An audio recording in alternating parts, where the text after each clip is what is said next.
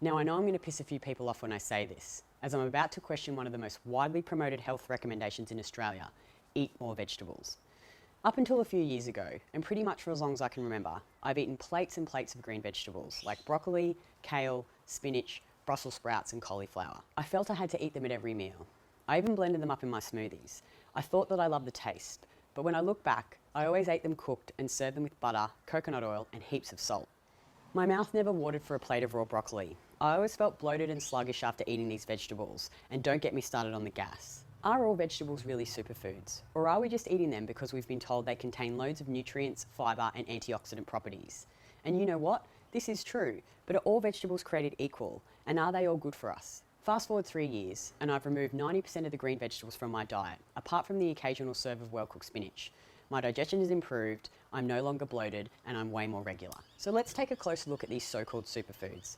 When you bite into raw broccoli, cabbage or spinach, what is it that you taste? It's bitter, right? Above ground plants have leaves, stems and seeds that are exposed to grazing animals, insects and birds. As a protective mechanism, they create toxins to stop them from being eaten. These toxins include pectins, lignans, goitrogens, oxalates and other digestive disruptors. Pectin is a polysaccharide that the body cannot break down. High pectin levels can disrupt digestion and feed gut bacteria. Lignin is also a polysaccharide, which has been linked to increased uterine cancer, reproductive system issues, stomach issues, and increased levels of bile acids. Goitrogens are substances that suppress thyroid function by inhibiting the formation of the thyroid hormone. Then there is PNG. PNG is a form of vitamin B6 that is found in plants. When you ingest PNG with PLB, the active form of vitamin B6, it lowers the bioavailability by 75 to 80%. In this form, it's very hard to get at. It can also be found in grains. Animal forms of B6 are 100% bioavailable. The best sources are liver, beef, eggs, and milk. Lastly, we have oxalic acid, which binds to calcium in the body and forms oxalates. Oxalates inhibit calcium absorption and can lead to kidney stones. Kale and spinach do have high levels of calcium, but due to the oxalic acid, the bioavailability of the calcium is greatly reduced. Green vegetables are made of cellulose, an insoluble fibre. Unlike cows and ruminant animals, we don't make the enzyme cellulase to break it down. If you are healthy and don't have digestive issues, you can handle this roughage. However, if you already have digestive issues, cellulose may irritate a damaged gut even further.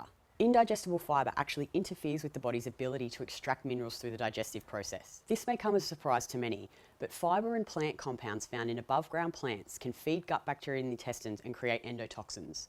Vegetables offer some vitamins, such as vitamin C, and the vegetable form of the fat-soluble vitamin, vitamin A, beta-carotene, and vitamin K1. However, your body can only absorb these vitamins if you eat them with fat, such as butter or olive oil.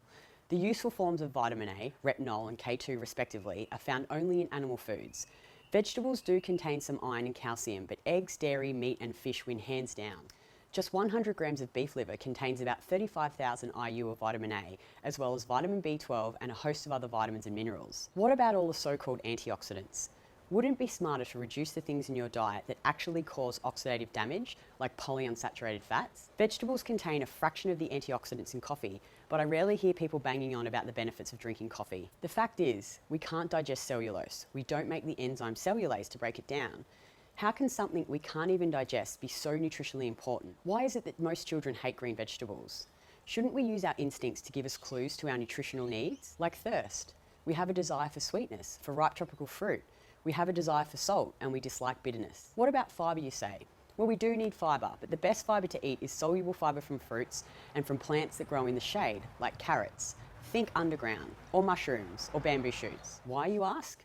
Any plant that grows underground or in the shade naturally contains antifungal and antibacterial properties. So when you eat them, they move through your intestines and bacteria don't feed in them like green vegetables, seeds, nuts and whole grains. Try a grated carrot salad with olive oil or coconut oil, vinegar and salt daily to help lower antithyroid and inflammatory substances, reduce liver burden and help discard excess estrogen and endotoxin from the intestine. So what vegetables don't contain digestive inhibitors or irritate the intestines? We like to eat root vegetables like potato, beetroot, sweet potato, turnip, carrots. These vegetables are not exposed to grazing animals, so don't contain toxins like the above ground plants do. Then there are vegetables that are technically fruits, so tomato, squash, cucumber, pumpkin and zucchinis. Now before everyone gets their knickers in a twist, I'm not saying you should completely cut green vegetables or salads from your diet. If you love them and you have issues with digesting them, make sure you cook them well, especially cruciferous vegetables, and serve them with butter or saturated fat. If you want to eat salad or vegetables, have them as a small side dish and always add carbohydrates like root vegetables or fruit to the meal. And remember, getting into great shape doesn't mean cutting carbs from your diet and living off protein, green vegetables and nuts.